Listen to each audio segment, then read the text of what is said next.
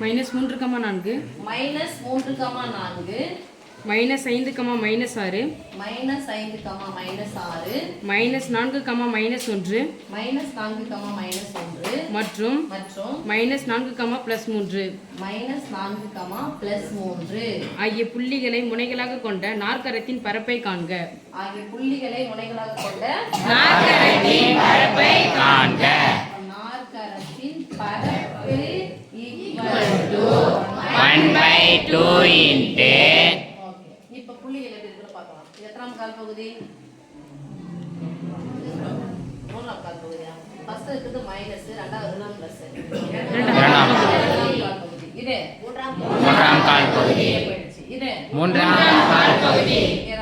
அது இரண்டாம் கால் பகுதி. முனை புள்ளிகள் வரிசையா தான் கொடுத்திருக்காங்க. முனை புள்ளிகள் ஒருவேளை வரிசையா கொடுக்கல அப்படின்னு சொன்னா நம்ம வரிசையா எழுதுறதுக்கு ஒரு mark.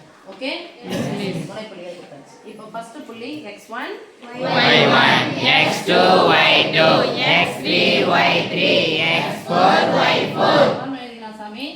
x1 minus x3 y1 minus y3 gap விடுங்க. x2 minus x4 y2 minus y4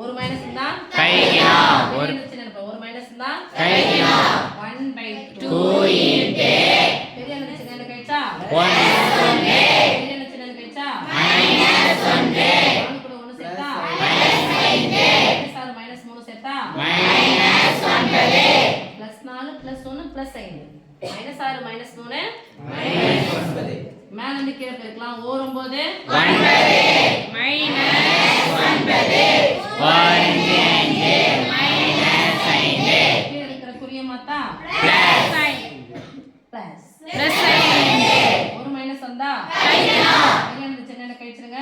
minus 4 minus பரப்பளவு ஏதாவது மைனஸ்ல வருமா? No minus. என்ன சொல்லுங்க? 1/2 இன்டு மைனஸ் 4 ஈக்குவல் பாதி 2 4 பரப்பளவு மைனஸ்ல வராது, அதனால பிளஸ் 2 சதுர அலகுகள்.